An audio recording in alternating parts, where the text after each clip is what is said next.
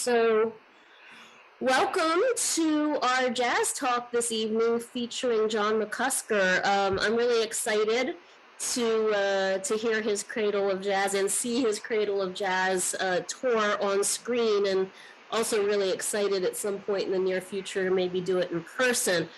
For any of you who are not as familiar with John, he has been a photojournalist, an author. He is very into the historical locations and stories of New Orleans traditional jazz music, and has been a protector of some of the properties where early jazz greats were born. And his Cradle of Jazz talks about those, and so we'll hear more.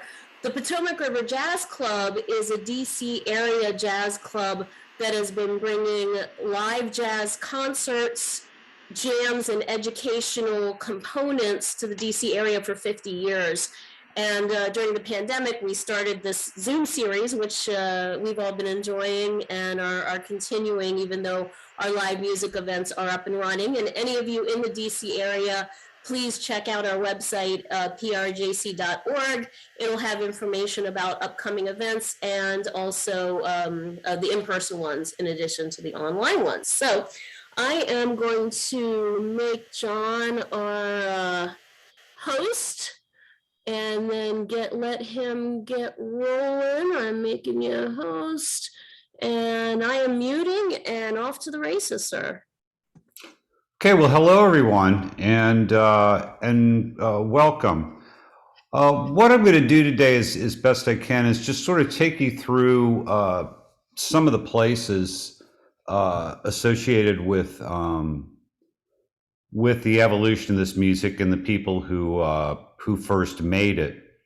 You know, you hear a lot when you get interested in this music that New Orleans is the cradle of jazz, the birthplace of jazz, et cetera, but maybe as a native New Orleanian, you know, the way that hearing that always struck me is I immediately got curious on the neighborhood level. If you know anything about how things often happen in New Orleans, it often starts as sort of often a spark that happens in a particular neighborhood or another, and it gets picked up and rips across from one place to another.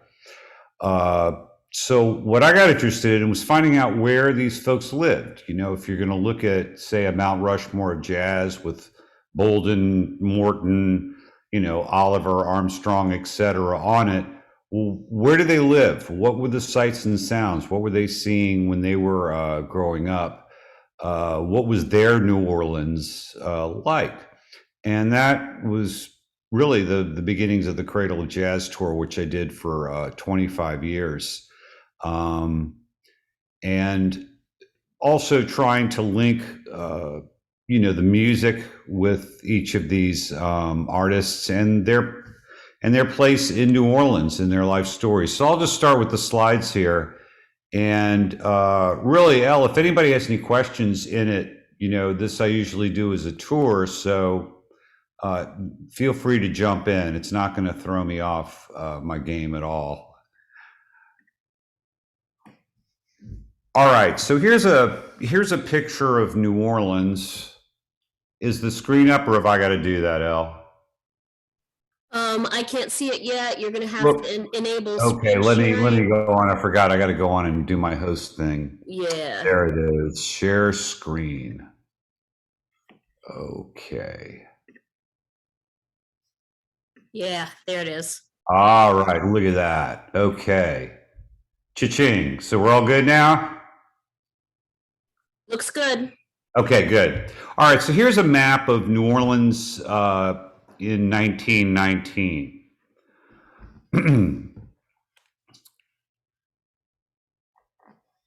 So, you know, just to kind of cover the basic bases, you know, why do we talk about New Orleans as the cradle of jazz? And when people ask me that, I just say the common origin of the pioneering stylistic protagonists of this music was New Orleans.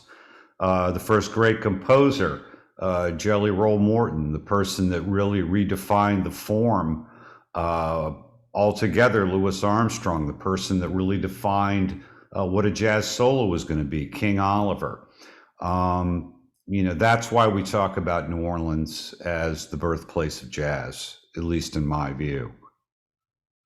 So they're the people that we touch upon on the tour. Sadly, my tour has probably come to an end this year because so many of the buildings that were on it are gone. The other reason I had started the tour was to advocate for those buildings, and we saved and restored, excuse me, Kid Ory's house, which was slated to be demolished. It's now fixed up and it's in nice shape. Red Allen's house too, but nothing really since. But also, 20 years ago, there wasn't a single plaque on any building in New Orleans clicking it to the history of jazz, and now they're over 70.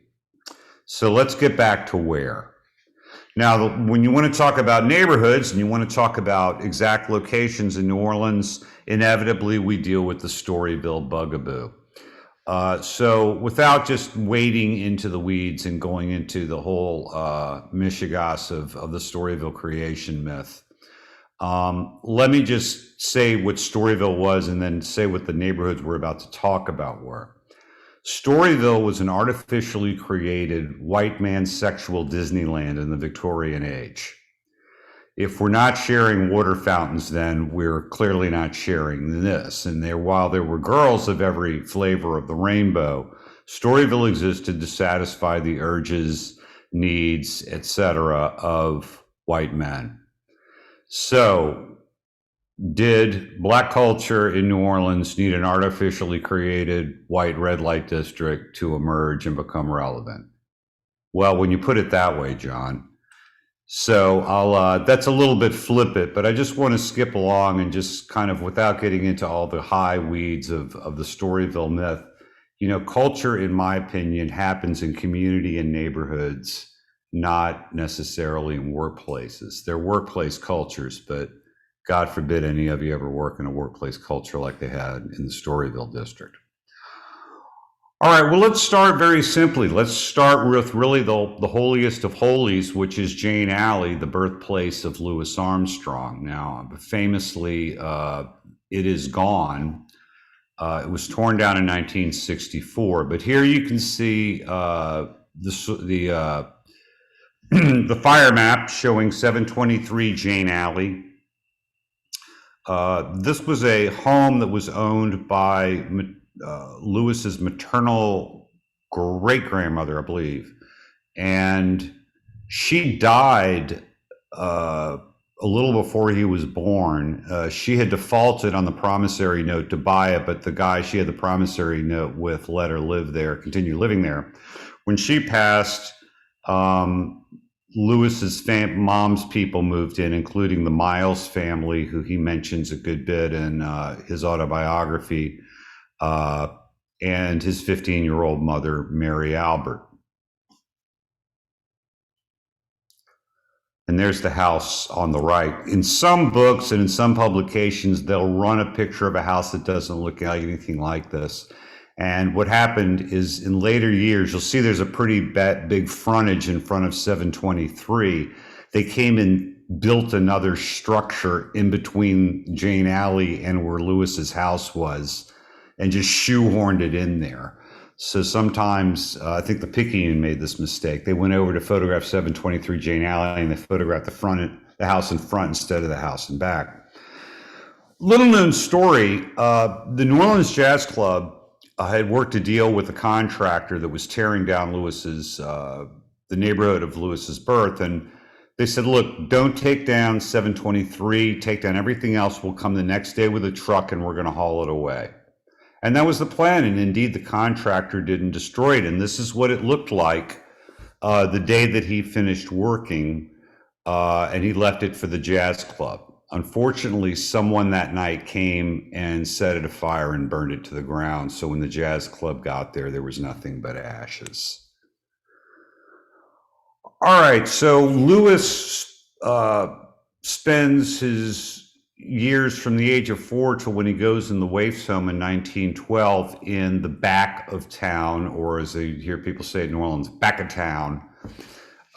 Today you'll hear, half a dozen descriptions from a half a dozen different people about where the back of town was. But Lewis's back of town that we talk about is right where the right apex of the triangle is, right there. If you think about being wedged in between South Rampart Street, Tulane Avenue, Poydras Street, and Claiborne Avenue. And here's a remarkable overhead that was shot in 1950 before it was torn down. I think you can see my mouse on there, I hope. Okay.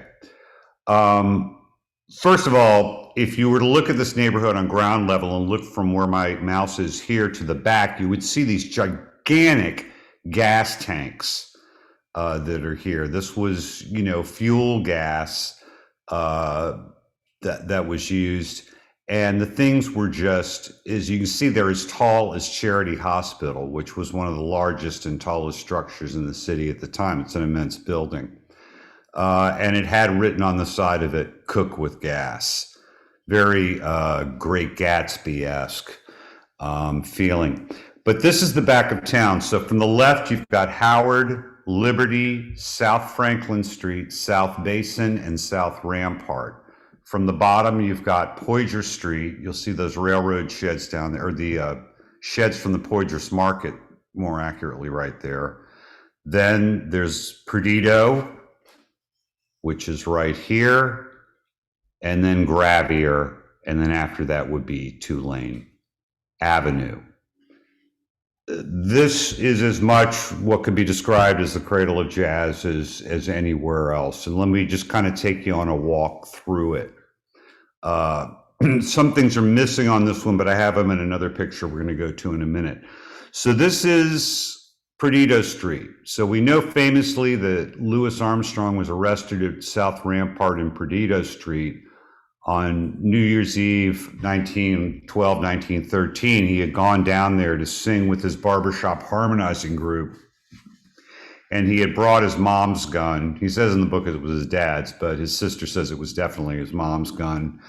Brought it down there. They were singing, and around midnight, some other kids fired a gun in the air. Lewis's friends encouraged him to pull his, and he did and fired it, and was remanded to the colored waif's home. Well, Lewis's house had been right here.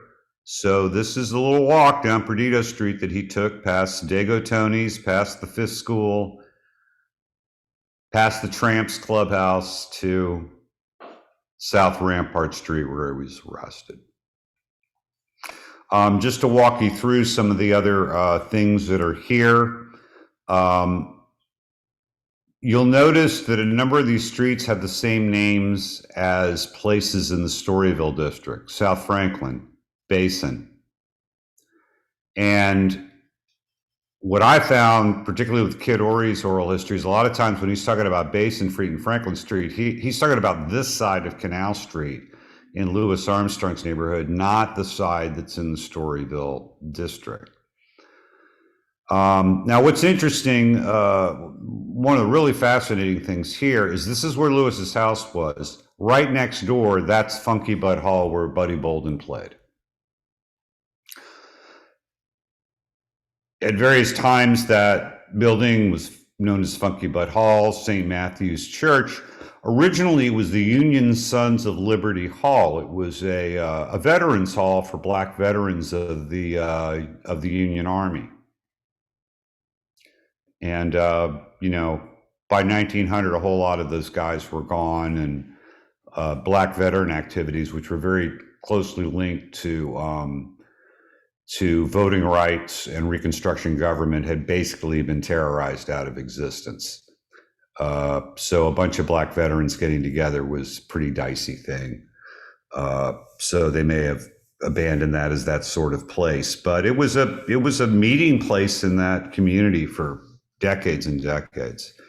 Now over here's Mount Zion Church. This was the church of Louis Armstrong's mom when she got religion. He talks about her getting all excited at the Holy Roller Church and jumping up and shouting. And This was Pastor Cozy's church, and Pastor Cozy was one of those pastors in the community, could really get people going. Although when Lewis tells a story about when his mom had her conversion experience and was kind of going through her Pentecostal ecstasy, he was a little kid. He thought it was hilarious. He was howling and laughing the whole time. Now over here is the Wesley AME Church. Why it says Me Church, AME Church. Interestingly, one of Lewis's little running partners in the neighborhood back then, Isaac Smoot, who he refers to as Ikey Smooth.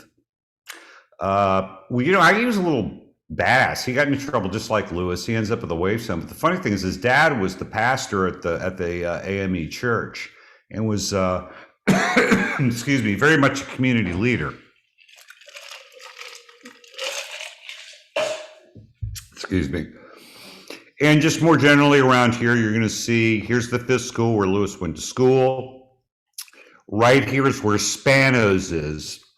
You'll hear Jelly Roll Morton and Kid Ory talk about Spanos and what a tonk it was. And when they said tonk, they mean like this place looked like it was never even ever swept out, didn't have doors on it.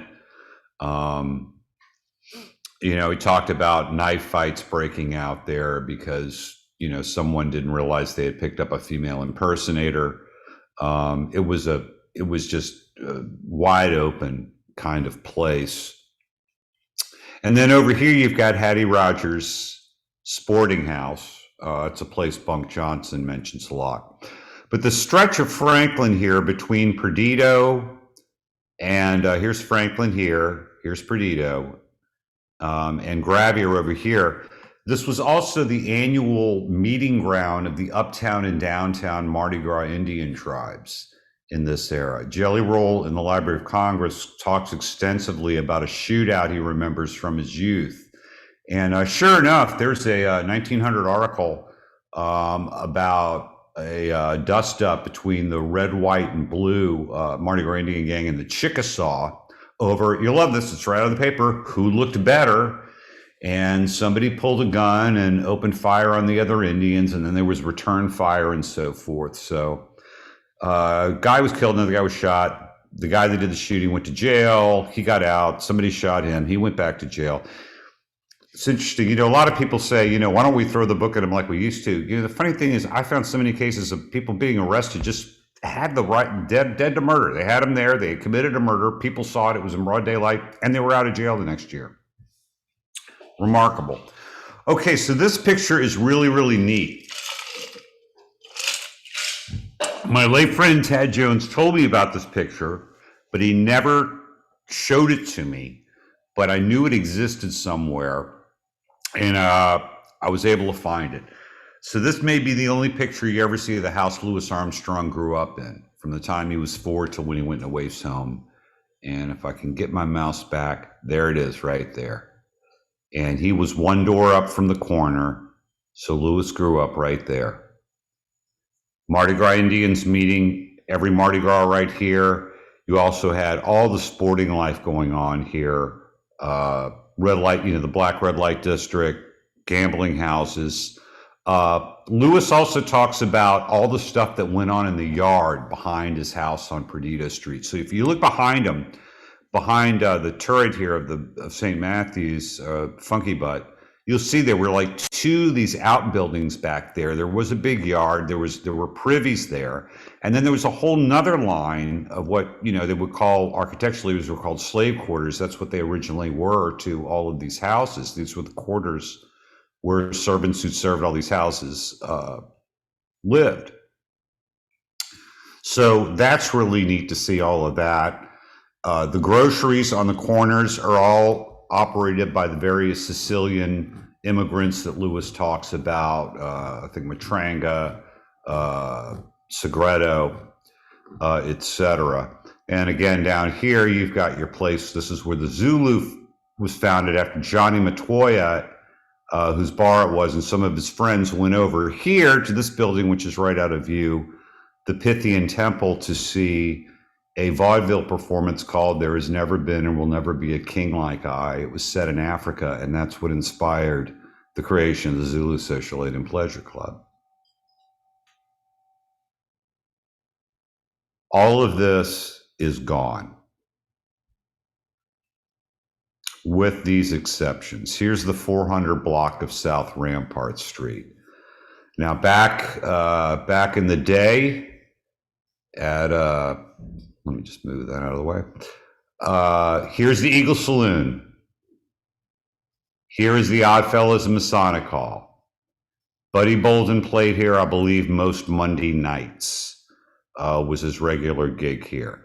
The third story of this connected to the Eagle Saloon building here. The Eagle on the ground level had the bar entrance right here, and we'll see a picture of it in a minute. And the person that held the liquor license on the Eagle Saloon was none other than our friend Frank Duson, who was the trombonist of the band, the Eagle Band. I had always wondered, there's an Eagle Saloon, there's an Eagle Band, what's the connection? I'm just going looking, and there's Frank Duson's name on the liquor application. Now, also really important to our musical heroes here was on the ground level at 403 at the Eagle Saloon on the South Rampart Streets side. That's where Jake Itzkovich's pawn shop was. And if that sounds mildly familiar, Jake Itzkovich had the pawn shop there, and when Louis Armstrong tells a story about getting out of the way of someone wanting to go buy a horn, and one of the Karnofskys, I guess Morris, went over there with him to find a good horn and make sure Mr. Itzkovich gave him a good job, gave him a good horn. It was also very common. We forget that these musicians in New Orleans, whether you're talking about King Oliver or Louis, they did music as something that they wanted to do, but they all had straight jobs, whether it was King Oliver working as a butler or a domestic servant, Kid Ory working as a carpenter, Louis driving a coal cart. They did music because they loved it. It was something extra. And anybody on the channel that's tried to make music, a living playing music in New Orleans even today can tell you that has not changed. But you're in good company, my friends. So oftentimes when you needed to hire King Oliver or someone like that to play a funeral, you would have to give them an advance against what you were going to pay them so they could go get their horn out of hock, because they may have had a bad hand of Koch playing poker one night and lost their horn. If you could not make a deal with Jake Itzkovich, well, luckily enough, next door was Jake Fink's pawn shop, so you could always go there and see if he could give you a better deal than Itzkovich did next door. Now, if you scoot down just a little bit, we would find the Iroquois Theater, the Karnofsky Tailor Shop, etc. Well, let's see what it looks like today. Let's see if I can get my... All right. So here's the Eagle Saloon on the corner. Here is the Iroquois Vaudeville Theater, and here was the Karnofsky Tailor Shop. The latter is no longer there. It blew down during Hurricane Ida. I would never say it blew down because of Hurricane Ida. It blew down because of over 35 years of sustained neglect, and not the benign kind. These three buildings are owned by one of the largest land trusts in the New Orleans area. They have holdings of over $52 million. This group is so crooked. They are a charitable group. They have a board that's paid over $100,000 a year per board member. Good work if you can get it. But that's why these buildings aren't fixed. That's why these buildings will never be fixed. And this is why the Iroquois Theater fell down. Here's the doorway to the Eagle Saloon. It's a very grand entranceway there for our friends Frank Duson and so forth. Kid Ory and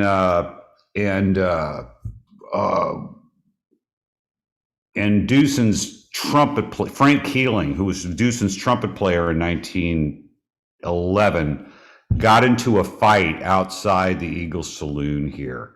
The Ory band and the Duson band really were going head to head because, Duson was really on the scene after Bolden was gone. They were sort of the band out there in the Tonks.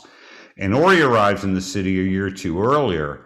And, back then, we talk about second lines today like they're la, la, la, la sort of things. But back then, second lines were both your fans and your critics. So if you were leading a parade, the Eagle band's leading a parade and Ory's band's leading a parade and their fans run into each other, this could be like English soccer toughs after a few pints. I mean, it could get really ugly. Ory talks about Black Benny, his drummer, having to throw rocks at Duson's followers to get him to cut back. So it's a pretty rough and tumble thing. And here is the said Eagle band. This is 1916. This is from page 1 of the New Orleans States. This is the first picture of a jazz band that I know of that ever ran in a New Orleans newspaper. It's page 1, 1916. That's Buddy Petit on cornet, by the way. Big Eye Lewis Nelson on clarinet. Duson on trombone. That's Chiney Foster on drums. Lorenzo Stalls on guitar. He also played in Ory's band. He played in Bolden's band too. And Dandy Lewis on there. A lot of these guys would play with Ory. Petit plays with Ory. Big Eye Lewis plays with Ory. So it wasn't necessarily down to they hated the members of the Ory band. It was more their followers. All right, so next to the Eagle Saloon, we've got the Iroquois Black Vaudeville and Silent Movie Theater. This is the first place Louis Armstrong ever saw a motion picture. This was the place you would go to see touring vaudeville shows.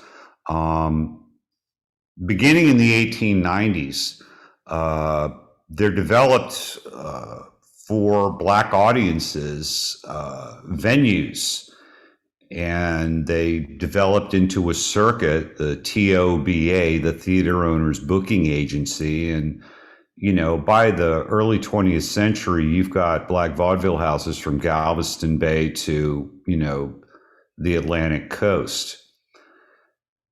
And it gave an opportunity for Black performers to go out and perform for other Black folks. Although they pointed out that the Theater Owners Booking Agency, the TOBA, might more accurately be described as standing for Tough on Black Asses. But certainly vaudeville was a conduit for the culture of New Orleans to go elsewhere and for the culture of elsewhere to come here. And certainly the first band that toured the country nationally that we would assume was playing jazz was the original Creole Orchestra. And beginning in, I think it's 1914, they travel all over the country and so forth. And that is through the conduit of doing vaudeville.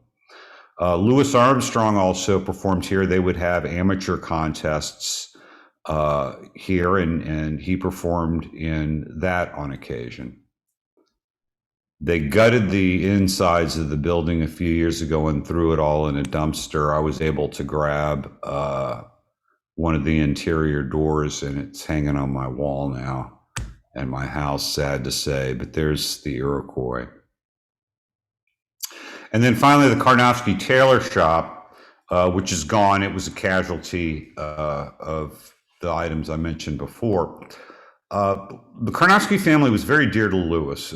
He spoke about them and wrote about them extensively very late in his life, about the kindness they had shown him as a young man and how they had helped him. And, one of the best ways to Louis's heart was through his stomach, and most of all, they fed him, and he never forgot those meals. Now, there's a story about Louis and the Karnofskys that's just gotten blown all out of proportion, and the details of it have been distorted so as to lose all meaning of the beauty of the story. So let me tell it now the way I tell it And next time you see this meme on Facebook, your head will explode just like mine. My gift to you. So here's the story. The Karnofskys arrived in the United States in the 1890s. They first were in New York, but by the mid-1890s, they're in New Orleans. These are Eastern European Jews, specifically Lithuania.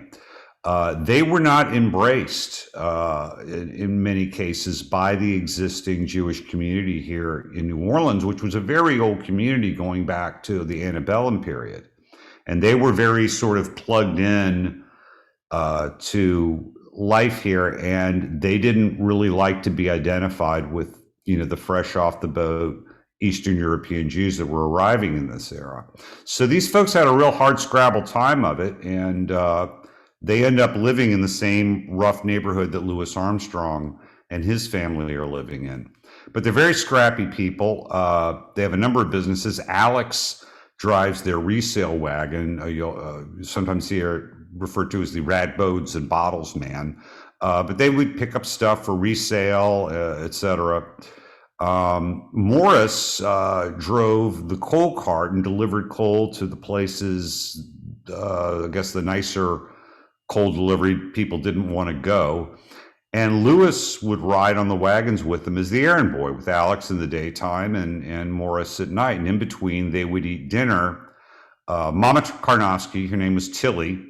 They had a bunch of kids. They had like 10 kids, I think it is all together. And after they would eat, and Lewis said he loved to eat kosher, they would sing to get the children to sleep. Now, the thing about our dear Louis Armstrong is he never lets a detail get in the way of a good story. And the way that he told the story years later was that after they would eat, they would sing to get the kids to sleep. And in his understanding, the Karnofskys were from Russia. They weren't, but were from Russia. And he said they sang Russian lullaby. Well, Russian lullaby was written by Irving Berlin some 10 years after the moments that we're describing here. So what Lewis is probably really talking about was they were singing Yiddish lullabies, which are very soft, very sweet, very saccharine. And the Karnofskys I've talked to confirm this, that they would sing these songs.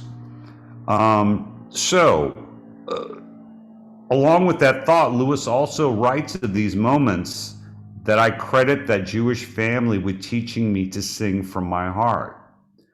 Now, all the things that we'll talk about in, the incredible canvas that is New Orleans music, but the fact that we've got this little child, impoverished child in a city, coming up the hard way in a kitchen, eating matzo with Eastern European Jews singing in Yiddish, I think speaks to jazz as an American music as few things can.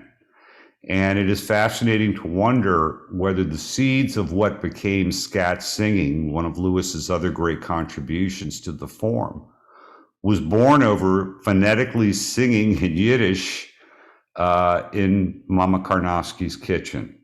So there's our little magical thinking for today. All right, moving on from the back of town to Central City and the Garden District. And this is the thing that really gobsmacked me, both when I did the research on the origins of the Mardi Gras Indians, as well as the beginnings of jazz. Within really a 6 square block area of New Orleans known as Central City, although some of our jazz musician heroes refer to it as the Garden District. It's not really the Garden District, but today we call it Central City. Within roughly a 6 square block area, you've got the home of Buddy Bolden, Kid Ory, Johnny Dodds, Jelly Roll Morton when his family throws him out and he goes to live uptown. That's when he first hears the first blues from Mamie Desdunes, who also lives in that neighborhood. This is also the neighborhood where King Oliver lived, Mutt Carey, and where some of the earliest Mardi Gras Indian gangs were founded. Who was one of the early founders? Well, a guy named, in fact, the most famous Indian of the 20th century was a guy named Brother Tillman. You'll hear Dr. John sing about him. How about Brother Tillman, right? Well, who was Brother Tillman? Well, Cornelius Tillman was the son of Buddy Bolden's drummer, Cornelius Tillman Jr. So all of this stuff isn't one or the other. All of this stuff touches on one thing or the other. So when we look at Central City, here's the home of Buddy Bolden. Or I should say, this was the home of Buddy Bolden. Hold your breath. After Hurricane Katrina. This is after Katrina. There are people that are still living there. Looks pretty good, right? Well, then Greater St. Stephen's Full Gospel Outreach Ministries Incorporated bought it. Here you go. That is 13 years of neglect. The church, the owners have weaved and bobbed about this for years. 3 years ago, they announced that the great Grammy Award winning PJ Morton would be handling the recovery.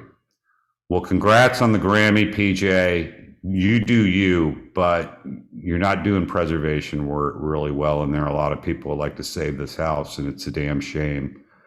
And when you particularly consider that Greater St. Stephen's has owned it for 13 years and not paid a dime of taxes on it, that's liable. Some people might be made angry by that. All right, there's nothing more really wrapped up in the music in terms of ceremony and occasion than the thing that we generally call a jazz funeral. More accurately, a New Orleans brass band style funeral. Well, that really became something of a staple in the Black community at the end of Reconstruction. You often hear people say after the Civil War. After the Civil War needs to be retired. So much of this stuff happens after the end of Reconstruction, which was a period of great optimism for people of color. And then suddenly the rug was pulled out from under them. The whole purpose of the Civil War was sold out to expedite a political deal, and Black folks started catching hell all over again. So in the middle of all that, we briefly had a Black governor who suggested the freedmen form mutual aid and benevolent societies to help each other out. In other words, as we are persecuted and even murdered on the public stage, let's organize privately, even secretively, to take care of our own. And the secretive part of it still carries over. You'll see that top left picture with that eyeball looking at you. That is the peephole at the meeting place of the last operating post-Reconstruction Black Benevolent Society in New Orleans, the Young Men Olympian Jr. One time there were dozens and dozens of them.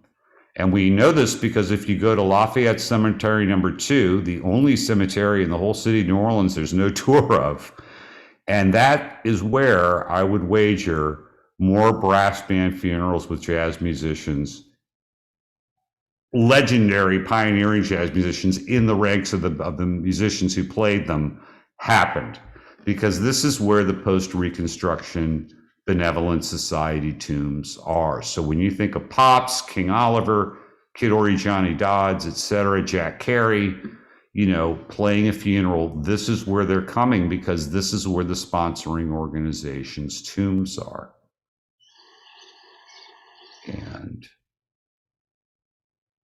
And here you'll see one of the success stories of jazz preservation.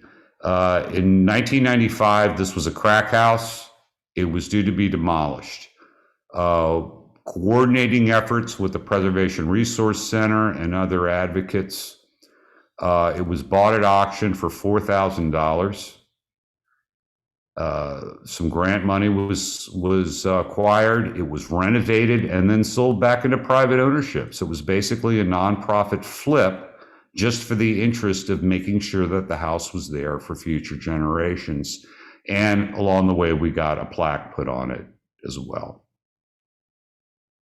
Ory lived here from about 1910 to 1915. This is across the street from Gertrude Geddes Moss Funeral Home, where Buddy Bolden's funeral was held, and that's also where Zulu toasts their queen every year at the beginning of Mardi Gras. That's basically where Black Mardi Gras begins, right there on Jackson Avenue.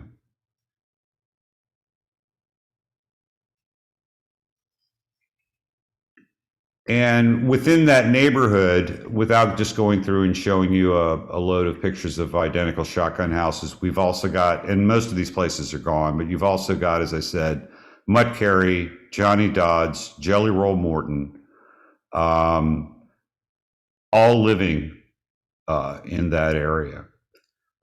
So that's a little look. Now, what was going on there? Well, what's really interesting musically is obviously we've got the brass bands going on all the time with the funerals and the Sunday parades in that neighborhood. But you've also got the Holy Roller Church tradition, which everyone, Kid Ory, everybody pointed to as being an influence for Buddy Bolden. And that church congregation is still there. A few years ago, Wallace Davenport, the trumpet player, passed away, and his funeral was held at that church. And if you ever get an opportunity to go into the St. John IV Baptist Church on Jackson Avenue, if you go in the foyer, they have a picture of their old building on First Street that Buddy Bolden's family used to attend. So you can see it. They got a picture of who his pastor was too. Good place to go on Mardi Gras. They serve hot food and so forth and have a bathroom. And that's really what Mardi Gras is all about. Somewhere to eat, somewhere to go. But there was so much going on in that neighborhood in terms of those musical influences and so forth. And it's also, I think, worth noting, don't too much of it, but, Jelly Roll Morton talks about all the music that was going on in his downtown neighborhood on Frenchman, in the, from the French opera to barbershop harmonizing groups, brass bands, Mardi Gras Indians, but he does not mention the blues until he connects his first hearing of the blues with Mamie Inez Desdunes, who lived in this same neighborhood as well, on Toledano Street. So you had Jelly Roll Morton in 1900 moving from one part of the city to another, and that's where he first encounters the blues, and it's that same neighborhood that Buddy Bolden's growing up in. So I think that's just sort of my introduction and walkthrough, and really whatever discussion you want to take from there, let's get in there. Oops. I thought that was really interesting. You mentioned that Lafayette number 2 is maybe the only, the only cemetery not regularly doing tours. But I was at Holt Cemetery this past weekend. Oh, Holt's quite a cause celeb now. It is a thing going on, isn't it? Yeah.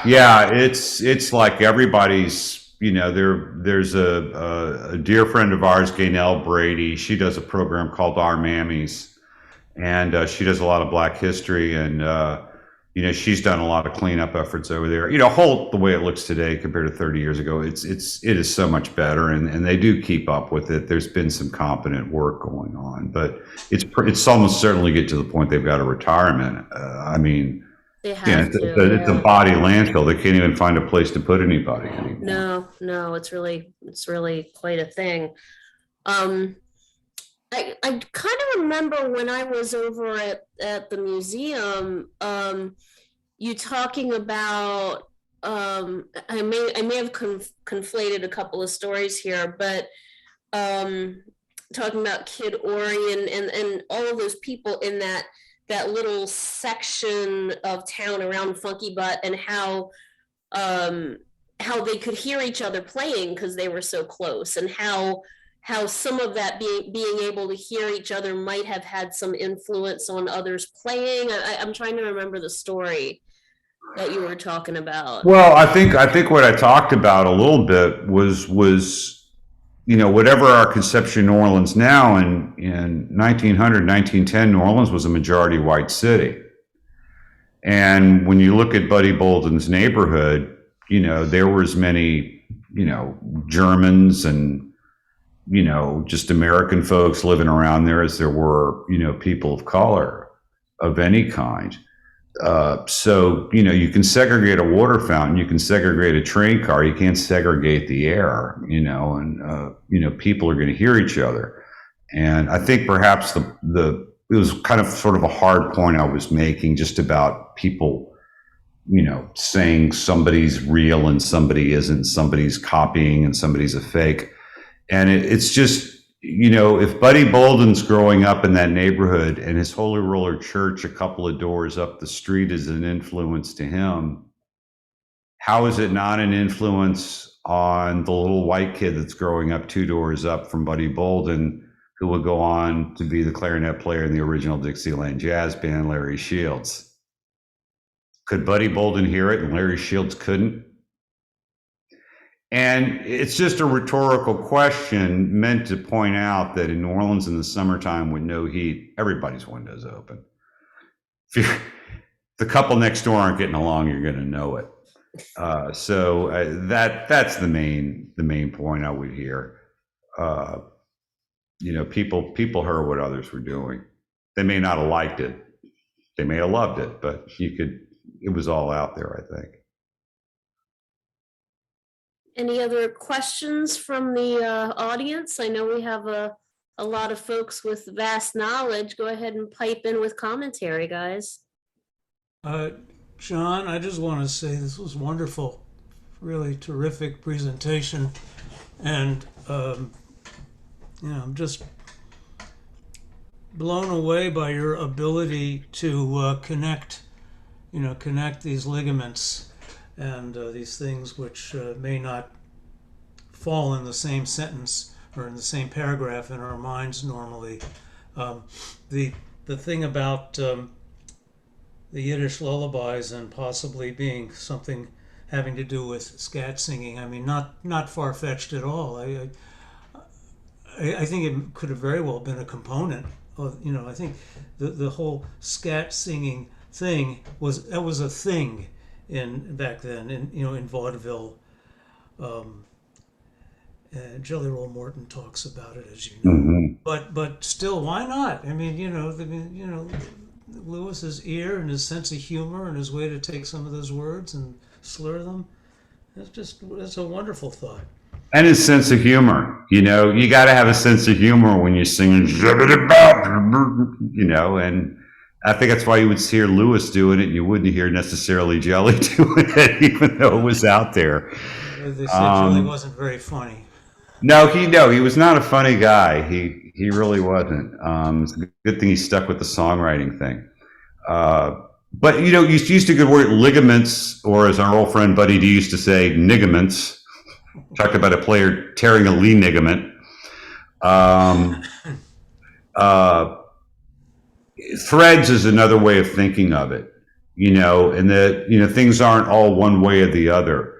That you can have a thread that's with one group and it can come to another group and have another meaning or another import.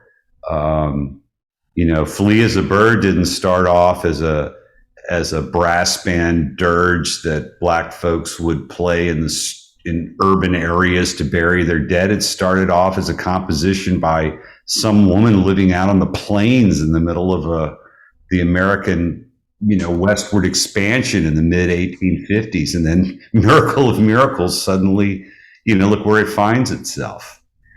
Look at the main theme from the original Dixieland One Step, dun, dun, dun, dun, dun, dun, recorded 3 years earlier as the Junkman Ragga medley.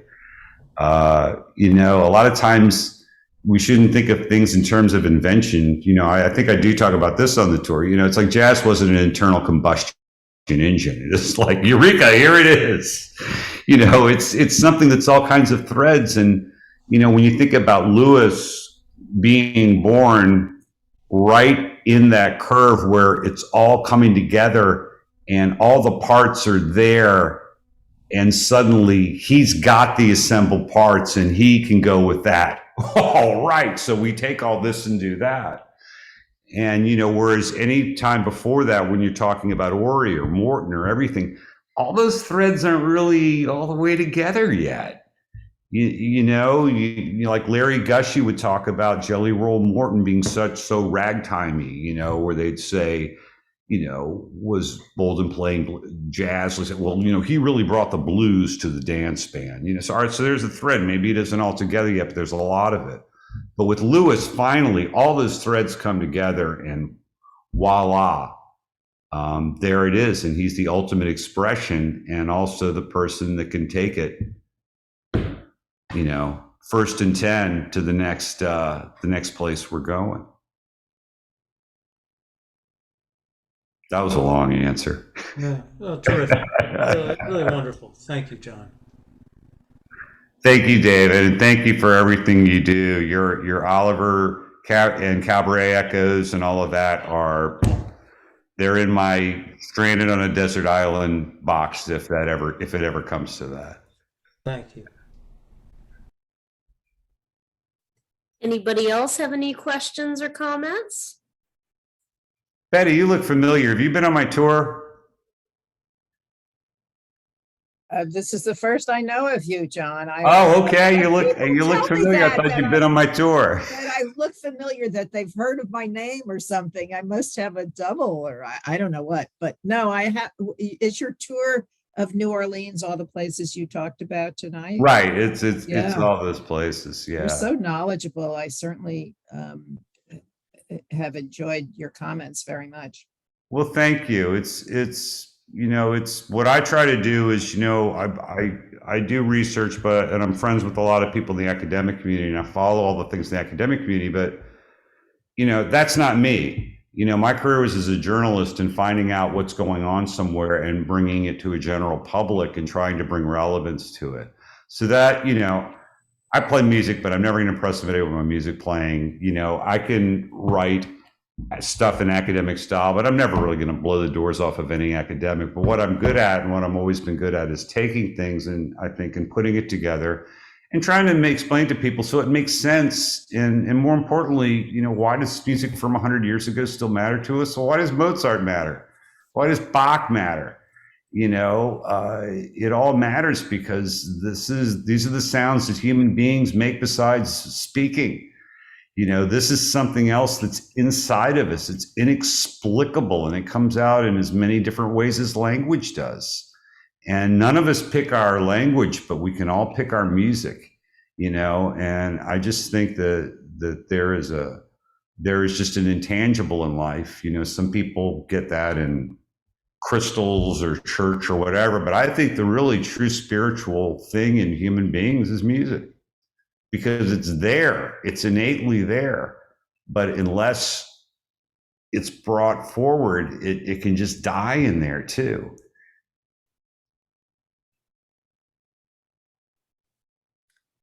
So if we don't have any other specific questions or comments, I'm going to bring up one more thing. I hate to bring up Hurricane Ida, but that was quite a hit to the New Orleans area, including the museum of which you're the director, the Kid Ory House and Museum. And I'm wondering if there are things that people can do to help support you. Well, thanks, Ellie. And I don't hate bringing up Hurricane Ida because I'm glad I'm here to hate you bringing it up. That was a very long and terrifying night. I will tell you, and I'm happy to announce, we have founded a nonprofit auxiliary foundation to our organization, Reconstructing History. My company that runs the 1811 Museum, is a for-profit business. So we can, I'm kind of following sort of the inspiration of Alan Jaffe here, who brilliantly, with Preservation Hall, whatever else you want to say about Preservation Hall, set up a business model that could sustain itself. And if you've got a business model that can sustain itself and you want to do charitable work, then go do the charitable work. If you front load the charitable work on what you're doing, you're probably not going to accomplish either thing.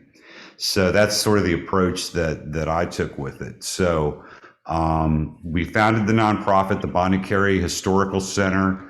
So we embrace all manner of information related to the people and places of Louisiana's river parishes. And just from the jazz point of view, that includes, everyone from Wellman Broad, the bassist in Ellington's band, to, Dave Bartholomew that arranged all of Fats Domino's work with him that put rock and roll on the map. So that is a nonprofit, and I'm going to be getting out information to folks that, if you want to donate to our nonprofit, which does really our outreach and so forth, then you could do that, and that way it's tax deductible. And if you want to support the museum, well, just come see us. Get your shot. Come see us. That's awesome. If you have information about the donation possibilities that you can just type over to me, I'll include it in an email to all the participants so they know about that. And if anybody is able to give, that would be great. And y'all, I mean, he's kind of glossed over the hard stuff, but he and Charlotte, I mean, you all saved all the things in that museum. You all packaged them up and got them where they were safe, not damaged. And Ida had to set the whole museum back to, put all those things back together again. And you lost an outbuilding, if I'm remembering, in the storm too. Oh, we lost the mule barn, we lost the blacksmith shop, and our main outbuilding, we lost the gable on it, but we just got it back together. That's we great. We got the Pope fence, but it's still there, and we've still got a place, and people were very nice and helpful to us through that. Since we weren't taking donations, and I'm just funny about taking money. What I just told people to do was just buy some tickets, and we'll have your name, and when you can come and see us, come on in, and we'll you're already paid for. And a whole lot of folks have been coming through and visiting, and with that. But the new exhibits are going in right now, so even if you've come and seen us, you can come back and see some cool stuff. That's great. And hopefully now that COVID's going to be over, hopefully we can start having some programming and some music. That's great. And I see Ed's got his microphone on. Oh yeah, hey, thanks, John. This is really cool stuff to know when we're playing the music, and so. I get to New Orleans any excuse I can, which is every 5 to 10 years, and so I went down for work. Oh, I guess it must have been a couple of years ago, and this whole deal with the Bourbon Street and the French Quarter was getting really obnoxious and disgusting, and I was so pleased to find Frenchman Street. And could you say a little bit about how that got going and what's going there now? Because, being a musician and love to hang out with people who love music, Frenchman Street was really good. Well, yeah, Ed, and you point to something that's really well. And when you say Bourbon Street, when was it ever a wonderful, decent place to go? Bourbon Street is a cesspool. It always has been. And it's embarrassing to anybody that's ever lived in New Orleans. Every time you hear like a TV announcer at a football game going, well, they'll be celebrating at Bourbon Street tonight. No, there's celebrations on Bourbon Street when the Saints lose and the visiting team fans go to Bourbon Street. You think any New Orleans, like when we were going to the Super Bowl, we go, hey, let's go to Bourbon Street and celebrate. Are you kidding? It would be like a New Yorker going, hey, let's go get a Hanson cabin right around Central Park and celebrate. It's just, it's not done. It's silly. Frenchman's one thing, if I, so whenever we play Bourbon Street Parade, I smell piss.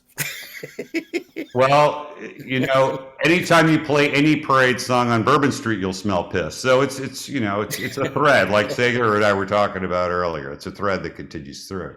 David's been a longer observer on this than I have, and he's played it from the side of a musician. But just more generally, when I got interested in this music around 91, 92,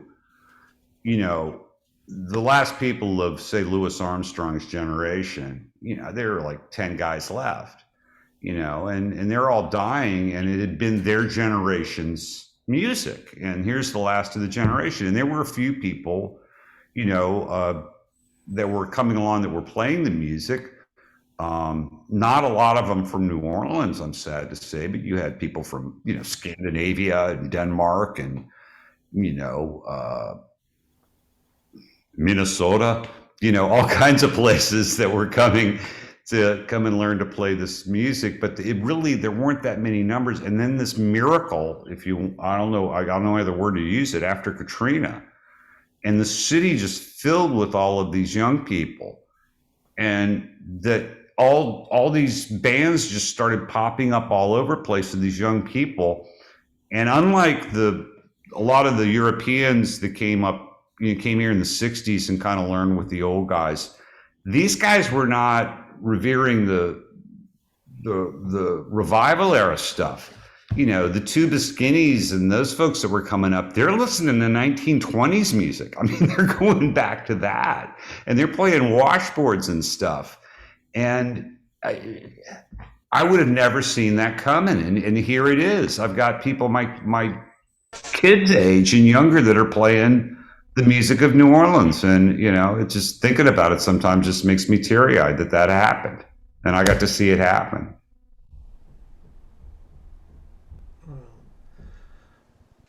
I can't help but think of, I first got to New Orleans in 1983 and went there to play music. And I was very naive.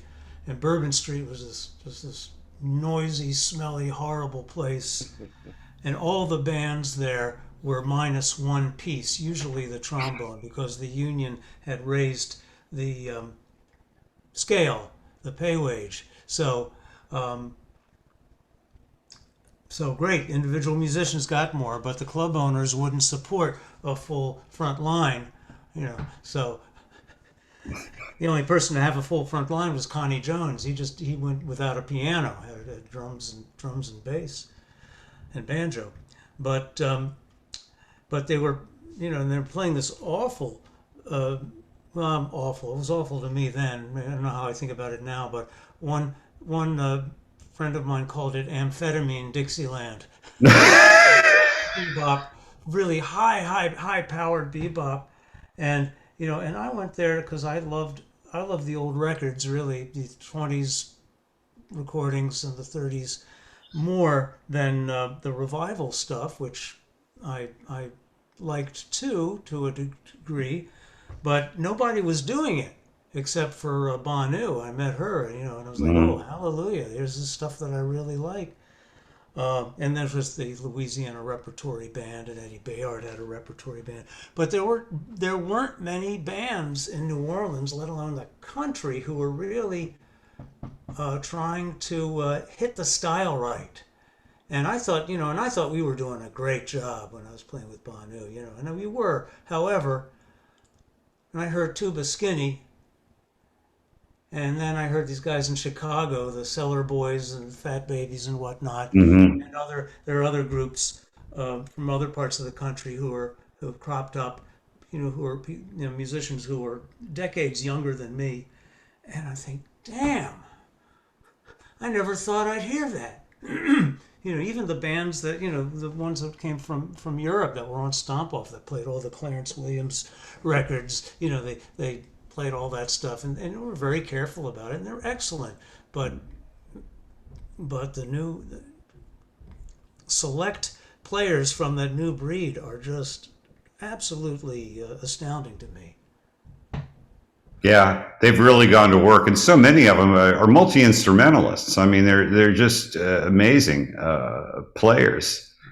And it's just fun. It's been a fun time to be able to walk down Frenchman and hear traditional jazz coming from 2 or 3 different clubs. Yeah. And there's Fritzl's on Bourbon Street, and it used to be Maison Bourbon also had legitimate bands playing, but I don't think they've brought back live music there, or if they have. Fritzl's has. Fritzl, yeah, I mean, has, but Maison Bourbon hasn't. But Mahogany Hall has now changed hands. Right. And what's her name? Is it Kate, who used to work at Fritzl's, is the one who's running that, and they've got quite a lineup of trad jazz, and that's is that on Decatur or Charters? Anyway, it's toward the Canal Street end of the quarter. So there are a couple of things around the quarter, but definitely, so far as density goes, Frenchman Street has that density of multi venues with all of that, as you were describing, all of that happening. And so it is nice having all of those venues in a small radius like that, if you want to bounce around and hear a couple of different bands. I will devil's advocate. And your I pocket was, tick and so I forth. was in New Orleans on the night that the Saints won the Super Bowl, and Bourbon Street was filled with locals. Oh, that night. That night. Yeah. Only that But- night, though. Oh, that night. Yeah. Yeah, I wasn't there. I was in the stadium covering the game. Otherwise, I'd have been on Bourbon Street, I'm sure. It was one of the, I've never seen that many people that suddenly they are that happy.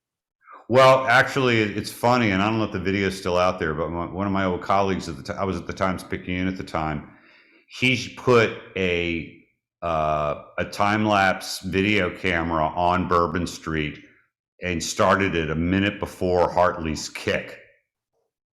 And it's one of the few times you'll look down Bourbon and there's really nobody there, and all of a sudden they're just in the street like it's a musical number, and all the dancers have rushed out for the first number. It's really something. But that's probably the only time. Well, I will tell you, here's how bad Bourbon Street is. That my one and only traditional jazz gig I ever played as a musician was on Bourbon Street at Fritzl's 2 weeks before Katrina. So luckily I had that disaster, so no one will ever remember that I went there with a banjo and accomplished jazz fratricide, basically.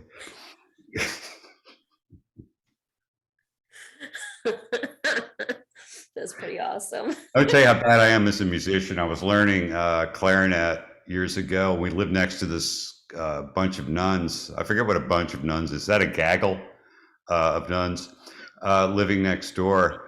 And we had a block association meeting, and they came over one time and they said, "So, are you the one with the clarinet?"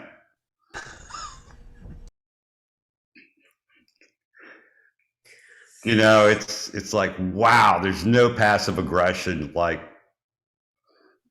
celibate, pent up, really waiting to tell the neighbors something, passive aggression. That was just crushed my hopes of becoming the next John Casimir on E-flat clarinet.